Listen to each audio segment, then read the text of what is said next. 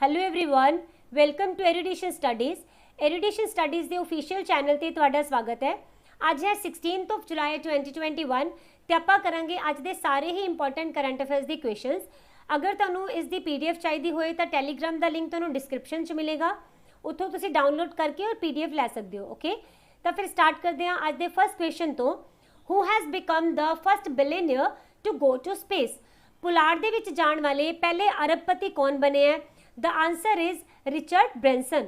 Okay, इन्हां दी उम्र हैगी है 71 ईयर्स और ये दुनिया दे विच ना किसी भी प्राइवेट स्पेस एजेंसी दे राही स्पेस दे विच जाण वाले पहले अरबपति बन गए हैं। इन्हां दी जो स्पेस एजेंसी है ना, इसका नाम इंपॉर्टेंट रहेगा, ये है वर्जन गैलेक्टिक। ठीक है, और ये ना अमेरिका की एक स्पेस एजेंसी है। इनके फाउंडर भी कौन है? रिचर्ड ब्रैंसन ही इनके फाउंडर हो जाएंगे और एक स्पेस टूरिज्म कंपनी है। ओके, आप कुछ दिन पहला एक न्यूज़ पढ़ी सी कि जेडे जेफ बेजोस है ये पहले अरबपति होंगे जो कि स्पेस के विच जाणगे, है ना। और इन्हों ने स्पेस के लिए उड़ान कदों भरनी है? 20 जुलाई नूं।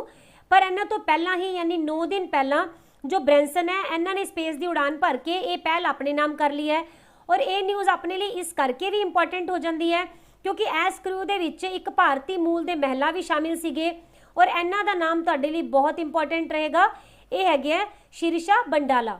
ओके, तो ये किनवे नंबर के बने भारतीय मूल के जो फीमेल है तो ये तीसरे नंबर के हो जाएंगे। ओके, अगर आप देखिए कि पहले दो कौन है जो भारतीय मूल के महिला सी, तो एक तो है कल्पना चावला, ठीक है, दूसरे हो जाएंगे सुनीता विलियम्स। ओके, और ये हुण तीसरे नंबर के बने हैं। ऑल राइट, और जेडे राकेश शर्मा है ये इकल्ले ही इदां दे भारतीय है जिन्होंने कि स्पेस दे विच ट्रैवल भी किया सी हुण तक दे। ओके, और एक केड़ी स्पेस शिप है जिस दे नाल कि इन्होंने उड़ान भरी सी धरती तो इसका नाम है यूनिटी और इन्हों के मिशन का नाम है यूनिटी 22। ठीक है, और इन्होंने बोलिया कि ना 2022 दे विच अपना कमर्शियल वर्क स्टार्ट किया जाएगा इनके वालों। हाले तक इनके सिर्फ ट्रायल चल रहे हैं और 2 ट्रायल होर किए जाएंगे 2022 तो पहला। हुण देखो, आप हमेशा बोलते हैं कि स्पेस दे विच फलाना बंदा गया टिमका गया, है ना, तो आपको देखना पएगा कि स्पेस हुंदा की है। तो तुहाडे विच वैसे काफ़ी उन्होंने पता भी होएगा कि जो सी लैवल है उनके तो 100 किलोमीटर के उपर एक रेखा होंदी है। ये असल दे विच एक्चुअल रेखा नहीं, इन्हू काल्पनिक रेखा मन्निया जाता है। तो इस रेखा का नाम है करमन रेखा। ओके, और इस करमन रेखा तक तो धरती की एटमोसफेयर चलता है। इसनू जो भी परसन पार कर जाता है उन्होंने पुलाड़ यात्री बोलिया जाता है क्योंकि इस तो बाद अपना पुलाड़ अपना स्पेस स्टार्ट हो जाता है। ओके, और ये जो यूनिटी 22 मिशन गया सी स्पेस दे विच, ये कोई रिसर्च करने लिए नहीं गया बल्कि ये केवल स्पेस दे विच एडवेंचर करने लिए गए सी, यानी कि मजे वास्ते घूमन दे लिए गए स्पेस दे विच। ओके, और तुहानू पता है कि जो वर्जन गैलेक्टिक है ना, इनदे विच ना पहला ही 600 टूरिस्ट ने आपकी एडवांस बुकिंग करवाई हुई है क्योंकि 2022 में इन्होंने आपका कमर्शियल काम स्टार्ट कर देना है कि ये की कह रहे हैं कि ये वाले टूरिस्ट जाएंगे हुण कित्थे स्पेस दे विच। और इनकी एक टिकट की जो कीमत है ये $2,50,000 है। तो समझ सकते हो कि how costly it is, right. Yes, तो ये है राइट साइड जिन्होंने तुसी फोटो देख रहे हो, ठीक है, जो कि इंडियन ओरिजिन 3rd बने हैं और ये लैफ्ट से तुहानू मिलेंगे Richard Branson. Yes, question number 2, where national forensic science university is situated? राष्ट्रीय फोरेंसिक साइंस यूनिवर्सिटी ये कित्थे है? आंसर हो जाएगा अहमदाबाद। देखो, जो अपने होम मिनिस्टर है अमित शाह, इन्होंने ना इत्थे ही नैशनल फोरेंसिक साइंस यूनिवर्सिटी दे विच ही एक सेंटर ऑफ एक्सीलेंस बनाया, इनका उद्घाटन किया हुने हुने। ओके, और इस सेंटर ऑफ एक्सीलेंस दे विच की किया जाएगा कि जेडे नशीले पदार्थ होंदे है या फिर मनोरोग पदार्थ, इन्हां दे उपर रिसर्च की जाएगी। हुण गल करिए कि मनोरोग पदार्थ होंदे की है, तो ऐदां दे नशीले पदार्थ जो कि एक इंसान के दिमाग के उपर असर पाते हैं, उनकी मनोस्थिति को इफेक्ट करते हैं। इन्हां दे बारे दे विच, इन्हां ड्रग्स के बारे दे विच की जाएगी, इत्थे रिसर्च की जाएगी। ओके, और इस दे नाल नाल इन्हां ने वर्चुअली एक ट्रेनिंग का भी उद्घाटन किया जिस दे विच कि औरतों के खिलाफ जिहड़े क्राइम होंदे है उन्हां दी इन्वेस्टिगेशन की जाया करूगी। ओके, और एक इन्होंने इत्थे होर भी अनाउंसमेंट की कि ना नैशनल डोलफिन रिसर्च सेंटर ये खोलिया जाएगा। इनका प्रपोजल हाल ही दे विच पास किया गया और ये कित्थे खोलिया जाना है? पटना दे विच, ताकि ਜਿਹੜੀਆਂ अपनिया गंगा दे विच डॉल्फिन मिलदियां ये तुहानू पता है एंडेंजर्ड स्पीशीज़ मन्निया जांदियां, है ना, और इन्हां दी प्रिजर्वेशन की जा सके, इन्हां दी रक्षा की जा सके, इस दे लई खोलिया जाएगा पटना दे विच national dolphin research centre. Okay, अगर आप कैपिटल देखांगे गुजरात की तो ये रहेगी Gandhinagar. CM Vijay Rupani and governor हो जाएंगे आचार्य देवव्रत। करंट ਨਾਲ ਰਿਲੇਟ ਕਰੀਏ ਤਾਂ ਇੱਥੇ ਦਾ ਭਾਲੀਆ ਵੀਟ ਯਾਨੀ ਕਿ ਕਣਕ ਦੀ ਇੱਕ ਕਿਸਮ ਹੈ ਜਿਸ ਨੂੰ ਜੀਆਈ ਟੈਗ ਮਿਲਿਆ ਹੋਇਆ ਗੁਜਰਾਤ ਦੇ ਵਿੱਚ। ਇਹਨੂੰ ਕੀਨੀਆ ਔਰ ਸ਼੍ਰੀਲੰਕਾ ਨੂੰ ਨਿਰਯਾਤ ਕੀਤਾ ਗਿਆ ਸੀ, ਐਕਸਪੋਰਟ ਕੀਤਾ ਗਿਆ ਸੀ। ਔਰ ਇੱਥੇ ਹੀ ਨੈਸ਼ਨਲ ਮੈਰੀਟਾਈਮ ਹੈਰੀਟੇਜ ਕੰਪਲੈਕਸ ਬਣਾਇਆ ਗਿਆ ਹੈ, ਕਿਹੜੀ ਜਗ੍ਹਾ ਤੇ? ਲੋਥਲ ਦੇ ਵਿੱਚ। ਔਰ ਇੰਡੀਆ ਦਾ ਪਹਿਲਾ ਮੈਰੀਟਾਈਮ ਆਰਬਿਟ੍ਰੇਸ਼ਨ ਸੈਂਟਰ, ਆਰਬਿਟ੍ਰੇਸ਼ਨ ਮਤਲਬ ਇਹੋ ਜਿਹੀ ਜਗ੍ਹਾ ਜਿੱਥੇ ਕਿ ਝਗੜਿਆਂ ਦੇ ਨਿਪਟਾਰਾ ਬਿਨਾਂ ਕਿਸੇ ਕੋਰਟ ਕੇਸ ਦੇ ਕੀਤਾ ਜਾਂਦਾ ਹੈ, ਠੀਕ ਹੈ। ਤਾਂ ਇੱਥੇ ਸਮੁੰਦਰੀ ਜਿਹੜੇ ਮਾਮਲੇ ਹੋਣਗੇ ਨਾ ਉਹਨਾਂ ਦੇ ਨਾਲ ਰਿਲੇਟਡ ਜਿੰਨੇ ਵੀ ਝਗੜੇ ਹੋਣਗੇ ਨਿਪਟਾਏ ਜਾਣਗੇ। ਇਹ ਕਿੱਥੇ ਬਣਾਇਆ ਗਿਆ ਹੈ? ਗਿਫਟ ਸਿਟੀ ਗੁਜਰਾਤ ਦੇ ਵਿੱਚ। ਔਰ ਇੱਥੇ ਇੱਕ ਰਿਜ਼ਰਵ ਫੋਰੈਸਟ ਹੈ ਜਿਸ ਦਾ ਨਾਮ ਹੈ ਸ਼ਤਰੁੰਜੇ ਹਿਲਸ। ਇੱਥੇ ਇਹਨਾਂ ਜੰਗਲਾਂ ਦੇ ਵਿੱਚ ਕਾਫੀ ਜ਼ਿਆਦਾ ਭਿਆਨਕ ਅੱਗ ਲੱਗੀ ਹਾਲ ਹੀ ਦੇ ਵਿੱਚ। ਔਰ ਗੁਜਰਾਤ ਨੇ ਜੋ ਡਰੈਗਨ ਫਲ ਹੈ, ਫਰੂਟ ਹੈ, ਇਸ ਦਾ ਨਾਮ ਰੱਖ ਦਿੱਤਾ ਹੈ ਕਮਲਮ। ਔਰ ਇੱਥੇ ਹੀ ਸੋਲਰ ਪਾਵਰ ਪਾਲਿਸੀ ਲਿਆਂਦੀ ਗਈ ਸੀ, ਕਦੋਂ ਦੀ? 2021 ਦੀ, ਓਕੇ। ਔਰ ਇੱਥੇ ਜੋ ਲੈਂਡ ਗ੍ਰੈਬਿੰਗ ਪ੍ਰੋਹਿਬਿਸ਼ਨ ਐਕਟ ਆਇਆ 2020 ਦਾ, ਜਿਸ ਦੇ ਨਾਲ ਕਿ ਇਹੋ ਜਿਹੇ ਮਾਮਲਿਆਂ ਨੂੰ ਕੰਟਰੋਲ ਕੀਤਾ ਜਾ ਸਕੇਗਾ ਜਿਸ ਦੇ ਵਿੱਚ ਕੋਈ ਪਰਸਨ ਕਿਸੇ ਦੂਸਰੇ ਪਰਸਨ ਦੀ ਜ਼ਮੀਨ ਦੇ ਉੱਪਰ ਜ਼ਬਰਦਸਤੀ ਕਬਜ਼ਾ ਕਰ ਲੈਂਦਾ ਇਲੀਗਲੀ, ਓਕੇ। ਔਰ ਇੱਥੇ ਲਿਆਂਦੀ ਗਈ ਕਿਸਾਨ ਸੂਰਯੋਦਇਆ ਯੋਜਨਾ, ਜਿਸ ਦੇ ਅਧੀਨ ਕੇ ਦਿਨ ਦੇ ਵੇਲੇ ਵੀ ਨਾ ਜੋ ਖੇਤੀਬਾੜੀ ਹੈ, ਐਗਰੀਕਲਚਰ ਹੈ, ਇਹਨੂੰ ਕੀ ਦਿੱਤੀ ਜਾਏਗੀ? ਬਿਜਲੀ ਦਿੱਤੀ ਜਾਏਗੀ। ਦੈਨ ਇੱਥੇ ਡਿਜੀਟਲ ਸੇਵਾ ਸੇਤੂ ਪ੍ਰੋਗਰਾਮ, ਇਸ ਦੀ ਸ਼ੁਰੂਆਤ ਕੀਤੀ ਗਈ ਔਰ ਇਹਦੀ ਸ਼ੁਰੂਆਤ ਕੀਤੀ ਗਈ ਪਿੰਡਾਂ ਦੇ ਵਿੱਚ। ਕਿਸ ਲਈ?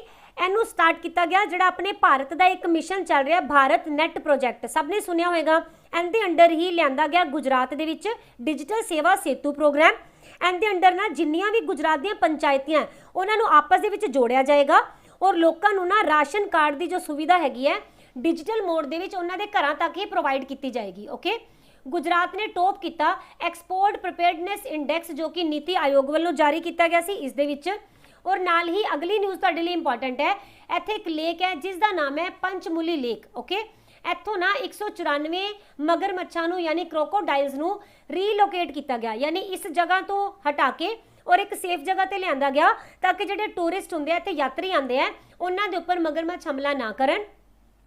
ਇੱਥੇ ਲਿਆਂਦੀ ਗਈ ਇੱਕ ਐਗਰੀਕਲਚਰ ਡਾਇਵਰਸਿਫਿਕੇਸ਼ਨ ਸਕੀਮ, ਕਿੰਨਾ ਕਿਸਾਨਾਂ ਦੇ ਲਿਆਂਦੀ ਗਈ ਸੀ?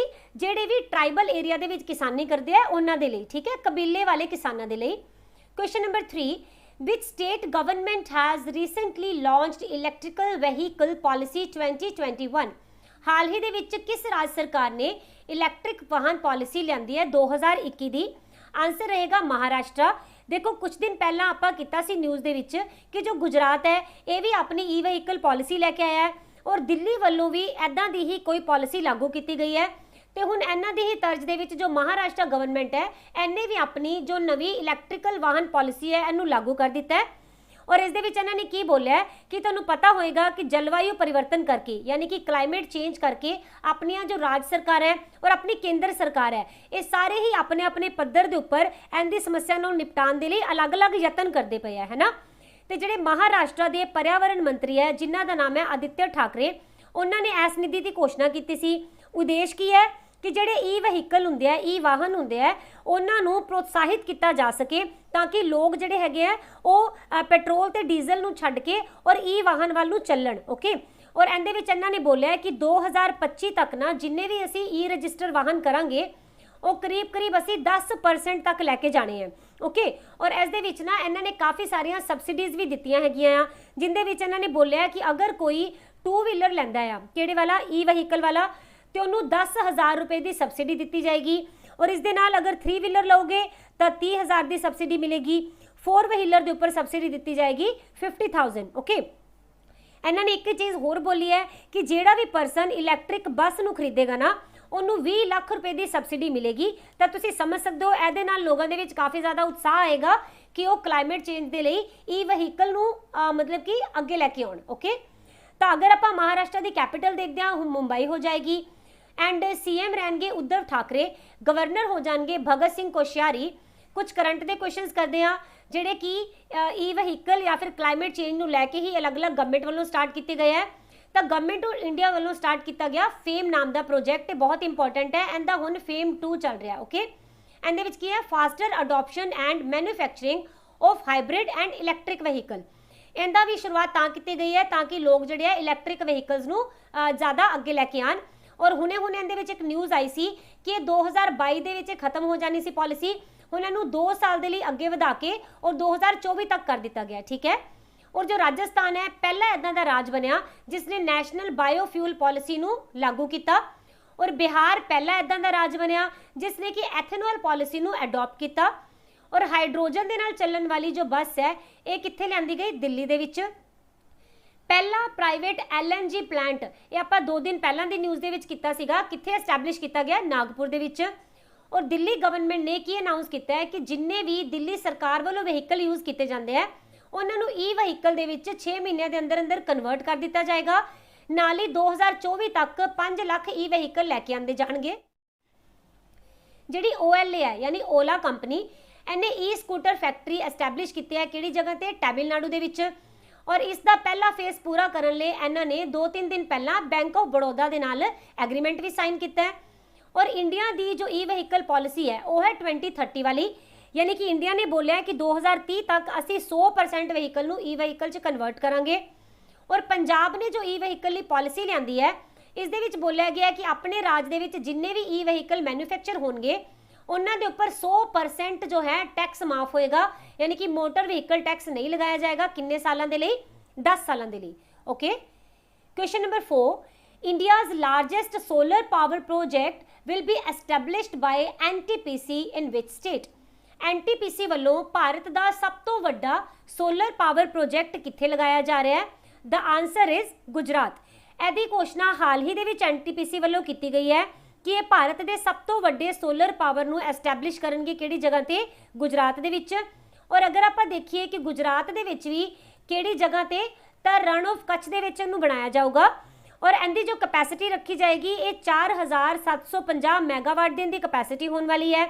अगर आपां गल करते हैं कि एट प्रेजेंट इंडिया दे विच सब तो वड्डा जो सोलर पावर प्रोजेक्ट है, सोलर पार्क है, ये किहड़ी जगह ते है? तो ये हो जाएगा राजस्थान दे विच। राजस्थान दे विच एग्जैक्ट किहड़ी जगह मिलेगी? तो ये भाडला नाम की जगह है जिथे कि इहदी लोकेशन मिलेगी। ओके, और इहदी जो कैपेसिटी होने वाले बनेगा यानी जिहड़ा गुजरात वाला बनने वाला है इहदी राजस्थान वाले नालों कैपेसिटी लगभग 2 गुना होएगी। ओके, और NTPC ने अपना एक टारगेट रखा है किहड़े वाला?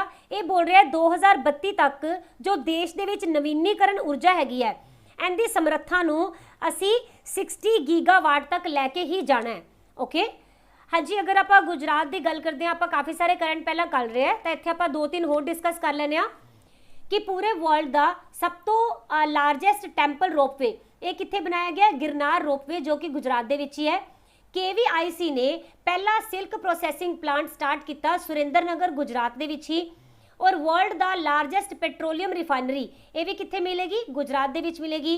अगर आप NTPC की गल करते हैं तो इनू फाउंड किया गया सी 7 नवंबर 1975 नूं। इहदा हैडक्वार्टर तुहानूं मिलेगा नवी दिल्ली दे विच और इहदे चेयरमैन हो जाएंगे Gurdeep Singh. Question number 5, where the SCO council meeting of foreign ministers will be held. SCO दे जिहड़े विदेश मंत्री है इन्हां दी मीटिंग किस देश दे विच कीती जाएगी? The answer is Tajikistan. जिहड़े भारत के अपने एक्सटर्नल अफेयर मिनिस्टर है ये तजिकिस्तान की ना 2 दिन की ऑफिशियल यात्रा के उपर गए हुए हैं। उत्थे इन्होंने जिहड़ी SCO दे विदेश मंत्रियों की मीटिंग है इनू अटेंड करना है। ओके, SCO का मतलब शंघाई कॉरपोरेशन ऑर्गेनाइजेशन, ठीक है। इहदे ना हाल ही दे विच ना 20 साल पूरे होने हैं इहदे गठन नूं। ऐसे करके इस मीटिंग दे विच इस संगठन दी जिन्नियां भी उपलब्धियां होणगियां उस दे बारे में चर्चा की जाएगी। और इसे दे विच शामिल होने दे लई जो S जयशंकर हैगे है ये तजिकिस्तान विच पहुंचे है। अगर आप गल करते हैं ना SCO दी तो इनकी स्थापना हुई सी 2001 दे विच, है ना। और इनकी स्थापना की गई सी शंघाई चाइना दे विच। और पहला इहदे विच China, Kazakhstan, Kyrgyzstan, Russia, Tajikistan and Uzbekistan ये वाली कंट्रीज़ होंदियां सी। और जो इंडिया है हुण इहदा मैंबर है और एट प्रेजेंट इहदे विच टोटल मिलणगे 8 मैंबर। और इनू ना इंडिया और पाकिस्तान दोनों ने इकट्ठे ही साइन किया सी 9 जून 2017 दे विच। ओके, जदों ना कजाकिस्तान के अस्ताना नाम की जगह दे विच मीटिंग हुई सी उदों। इहदे विच 4 ऑब्जर्वर स्टेट्स भी मिलती हैं, Afghanistan, Belarus, Iran and Mongolia. Okay, हुण अगर मैं तुहानूं बोलां कि तुसीं SCO दी कंट्रीज़ नूं किद्दां याद कर सकते हो तो ज़्यादा इदां दी ट्रिक्स करन दी लोड़ नहीं हैगी। सिंपल वे दे समझोगे तुहानूं समझ आ जाएगी। जिन्नियां भी स्थान कंट्रीज़ है ना, जिन्नियां भी सारियां ही इहदे विच शामिल है SCO दे विच, सिर्फ एक नूं छड्ड के, किहड़े वाली? तुर्कमेनिस्तान नूं छड्ड देना।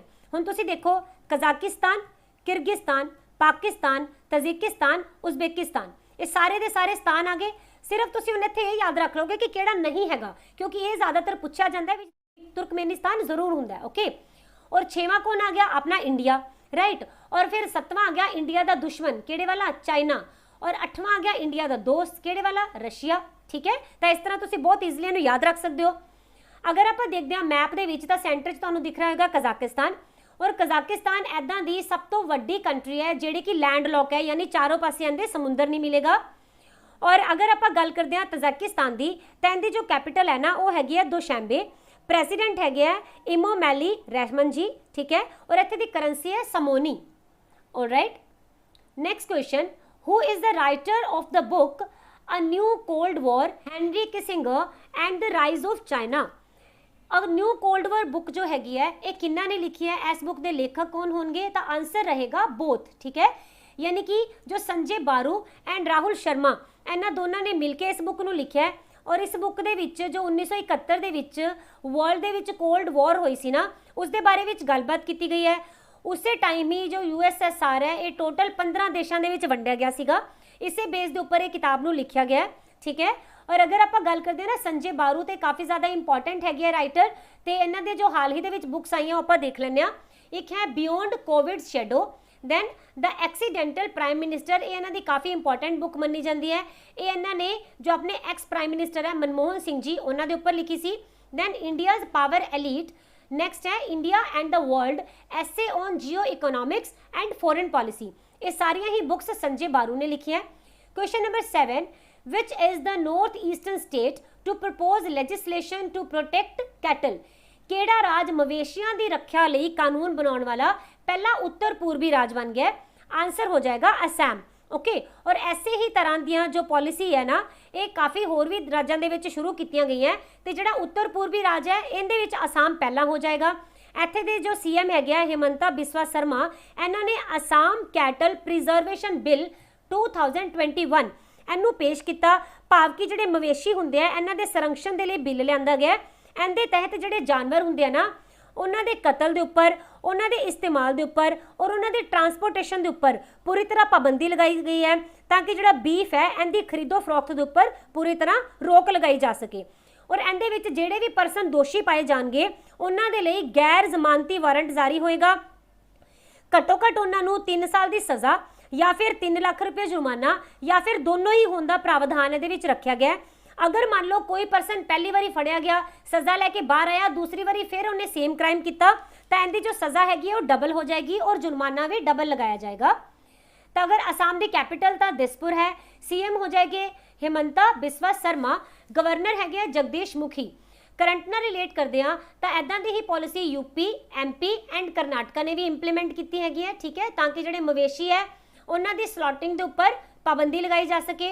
और असम ने ना एक मैमोरेंडम ऑफ अंडरस्टैंडिंग साइन किया है सर्वे ऑफ इंडिया के नाल। किस लिए? इन्होंने अपने राज दे विच जो स्वामित्व स्कीम है जिहड़ी कि अपनी केंद्र सरकार वालों चलाई गई है उन्होंने लागू करने के लिए शुरू किया गया। ओके, हुण देखो जो स्वामित्व स्कीम है ना ये हैगी की है, इस स्कीम के अंदर जिहड़े देश के अपने पेंडू खेतर है उन्होंने दे विच तुहानूं पता है लोग काफ़ी सारी इहो जिही जमीनां ते रहिंदे हैं जिन्हां दे उपर इन्हां नूं मालिकाना हक नहीं मिलिया हुंदा है ना, तो इन्हों यही हक प्रदान करने के लिए ना संपत्ति कार्ड वंडे जाएंगे अपनी सेंटर गवर्नमेंट वालों। ओके, और दुनिया का पहला जो जेनेटिकली मोडिफाई रबड़ प्लांट ये किहड़ी जगह ते लगाया सी? आउटस्कर्ट यानी कि बाहर वाले गुवाहाटी एरिया दे विच। इनू आपां कवर भी किया सी न्यूज़ दे विच। आफ्टर दैट इत्थे दे 3 इदां दे प्रोडक्ट हैगे जिन्होंने कि अलग अलग कंट्री दे विच निर्यात किया गया। काजी नींबू जो है इनू किया गया निर्यात लंडन दे विच। बाओ धन इनू बोलते हैं असैमी दे विच। अदरवाइज जो रैड राइस है असम का इनू USA दे विच एक्सपोर्ट किया गया। और लेटूकू जो कि बर्मीज ग्रेप्स है इन्हों एक्सपोर्ट किया गया दुबई दे विच ही असम तो। Okay, question number 8, which country has begin the construction of world's number 1 commercial small modular reactor. केड़ा देश दुनिया का पहला वपारक मॉड्यूलर रिएक्टर बनाने वाला देश पहला बनेगा? आंसर रहेगा चाइना। देखो जो चाइना है ना इन्हें इस रिएक्टर का नाम की रखा है लिंग लॉन्ग 1। ओके, ये तुसी याद रखना।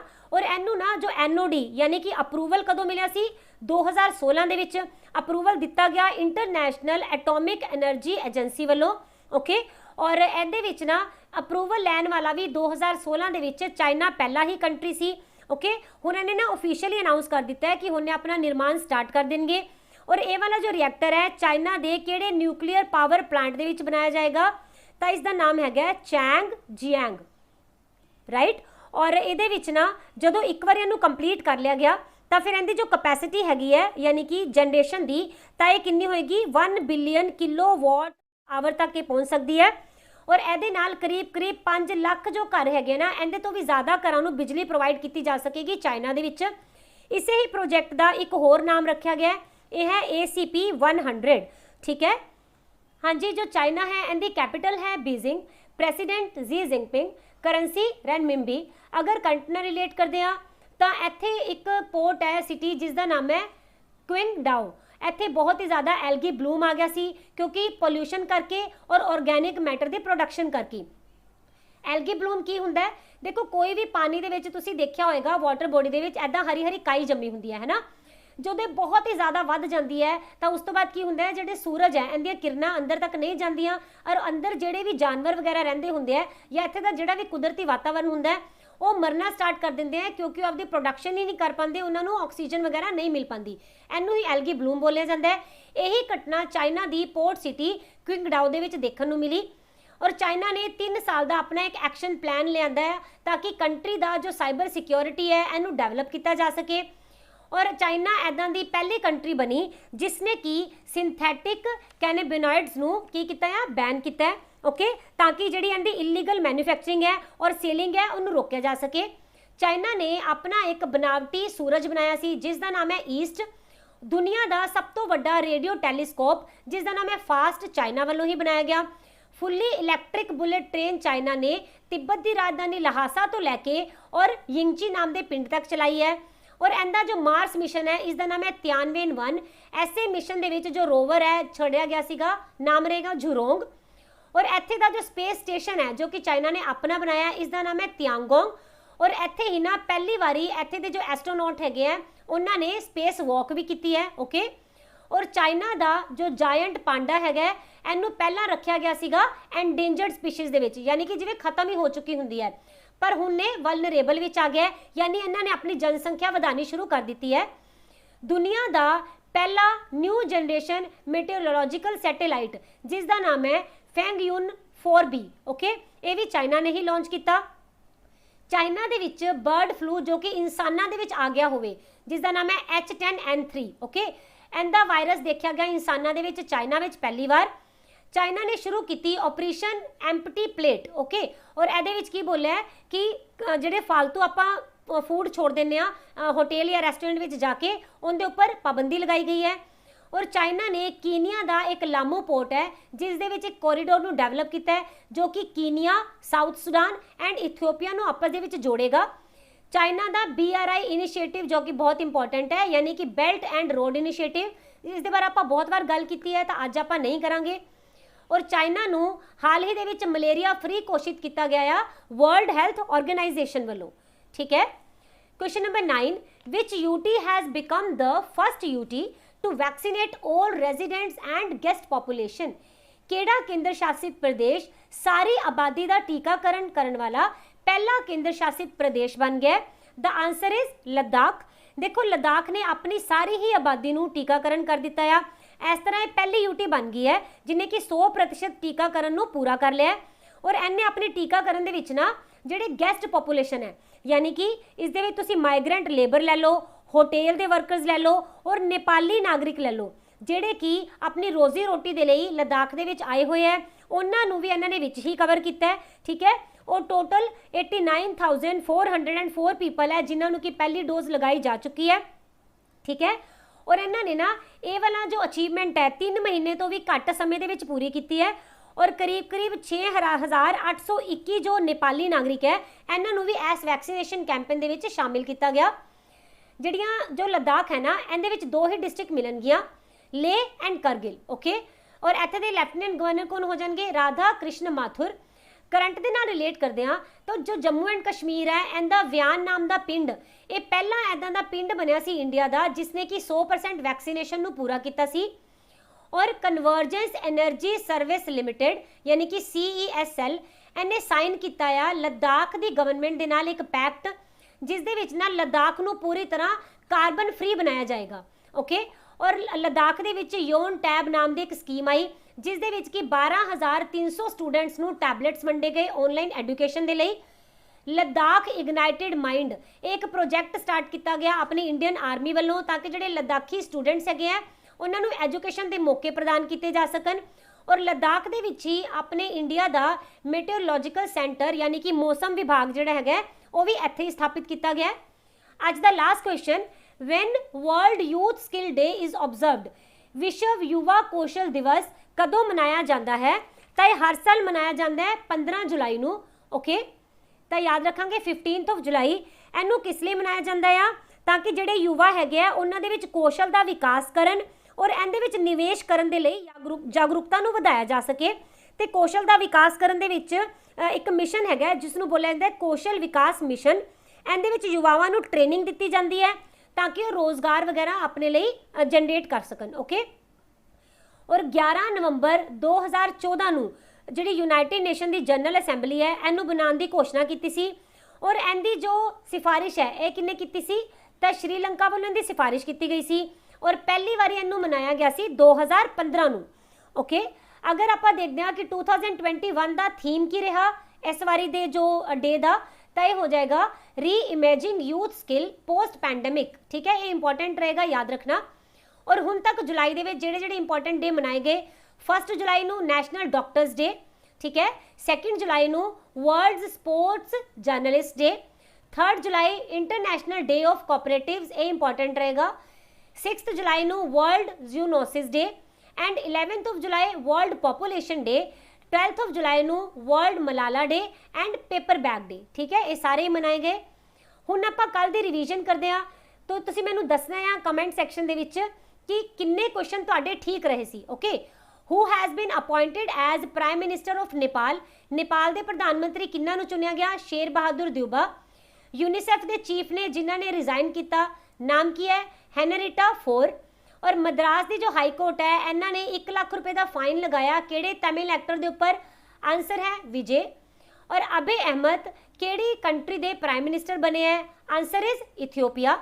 ਕਿਹੜੀ ਸਟੇਟ ਹੈ ਜਿਸ ਨੇ ਆਪਣੀ ਨਵੀਂ ਜੋ ਪੋਪੂਲੇਸ਼ਨ ਪਾਲਿਸੀ ਹੈ 2021 ਤੋਂ 30 ਵਾਲੀ ਲਿਆਂਦੀ ਹੈ?